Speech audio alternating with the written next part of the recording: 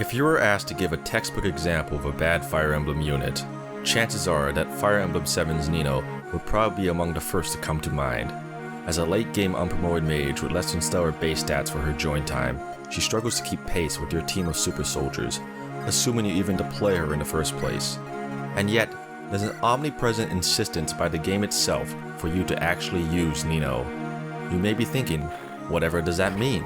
Which is a valid question, one that I, Eat Your Greens, will boldly answer.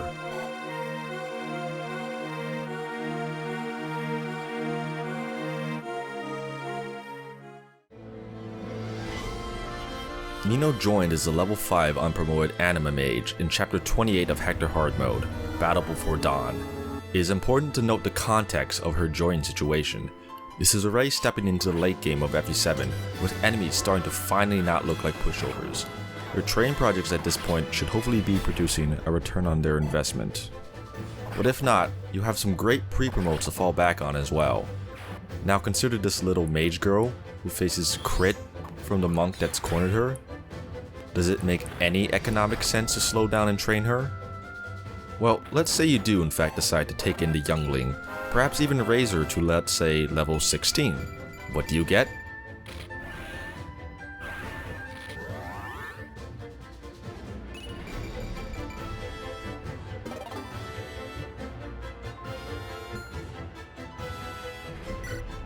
Game design.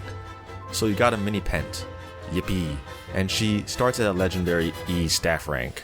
She doesn't fly. She doesn't get a horse. Oh, and yeah, she also still gets weighed down by any tome not named Fire, which effectively negates the speed lead that she had over Pent. Well, good thing I saved these stat boosters. Now which unit is better? So here we have a unit that requires you to use Philosmite in order to one-round a monk. Yippee.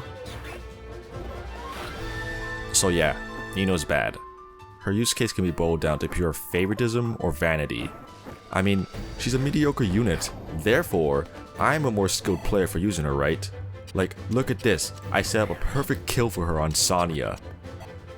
Like, look at this really difficult gameplay I'm demonstrating.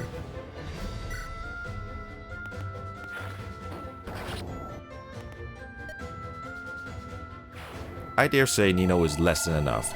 She doesn't exist in the early game to be a magical chip bot, and doesn't have the raw stats in the late game to warrant her existence. So why does she exist? Well, while I call units in my videos, well, units, Fire Emblem as a series treats units as characters. In my opinion, one of the core identifying gameplay motifs of FE is your connection to the characters, which is why it feels upsetting to lose them with the whole permadeath thing, yada yada yada yada. The games will often try to hint at you what a cast member's whole vibe is. For example, Percival is an esteemed general of a highly respected nation, and likewise, he's also a force to be reckoned with on the battlefield. Walt is that annoying guy who keeps following you around, and he's kind of mid combat wise, but you put up with him anyways because in these trying times, you just need a friend. Cecilia is the mage general of Etruria, and gameplay wise, she's just whatever, but she's enough, and cut her some slack, she had to deal with this. Speaking of mage general, Pent is Cecilia's predecessor. You get a sneak preview of him kicking butt in the desert, so you already know that he's no slack by the time he joins proper, several chapters later. Then there's Nino, pretty much the intern at the Black Fang, supposedly got that position because she's Sonya's alleged daughter. She's not a very good assassin, but she's got heart. Look, who freaking cares if this scene could possibly have ramifications on FE6's story? Younger me thought this was real powerful stuff. I still think this is emotionally moving. Here we have two confused kids desperately trying to seek approval of their demanding parental figures. Nino's empathy for her target stops her from completing her job, and she's willing to accept the punishment for breaking the Black Fang's code, that being death.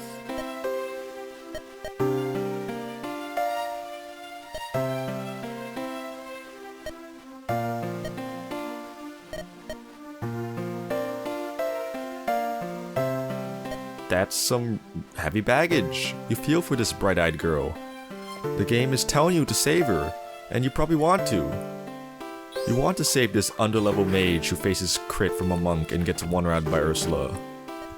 The following guide is a less subtle nod to use Nino, with it being a chapter whose story is focused once again on the young mage and her antics. She's force deployed here, and I guess it's supposed to be a training map for her, but I kinda think it's really bad in that sense and also really annoying. Anyways, you face off against Sonya here, who's proven to be a complete villain as well as a bad mom. If you manage to find a way to safely engage in combat with the Wicked Lady, you get to witness Nino's cool boss conversation with her.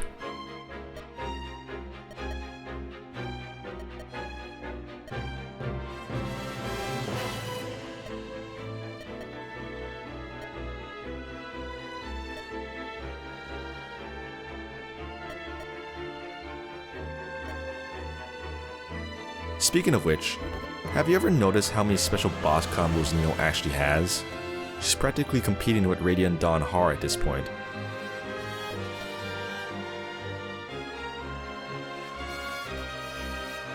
In fact, it's almost strange how much screen time Nino is afforded in the whole of FE7's story. I'd almost wager she has about the same plot relevance to that of Lyn and Ninian in the main campaign. You know, there's a whole discourse on what constitutes as a lord in FE and how we can broaden that definition to accommodate the widest selection of characters. Like, is Nephany a lord? Is Sedith a lord? Is Diamant a lord? Is Nino a lord? Okay, the boring answer is no, but come on, let me have fun. I mean, she's pulling more weight in this dragon fight than these losers, so maybe she's better than a lord? Of course, all I've been speaking of in this section is about Nino and her relationship with the game's broader story and insisted gameplay narrative elements. This kinda doesn't really apply to more experienced FE7 players, or really anyone who's at the point that they're playing Hector hard mode. However, if I can be perhaps really dark with this meta speaking, I would hazard to suggest that Nino does not emancipate from vying for the attention of Sonya, because even with the defeat of the Wicked Morph, the young mage is then seeking approval of you, the player. And what have we done?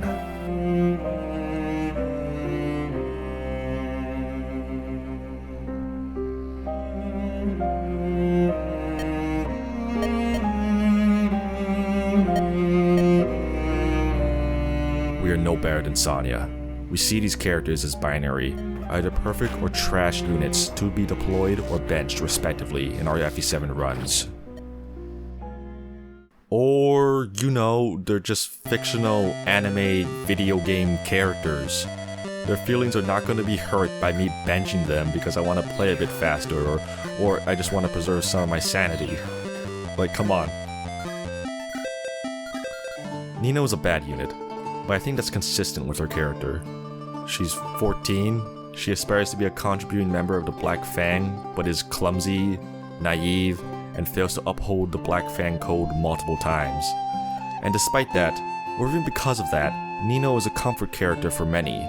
People love her cheery attitude, her strive to do her best, and even enjoy the wonderment of training a zero contributions unit into their own carry. You know, all Nino wants is to be accepted and to have a happy family, so I doubt getting a bunch of kills is really that important to her. But, you know, that didn't stop me from doing that with her anyways, so there's that. Good on you, Nino.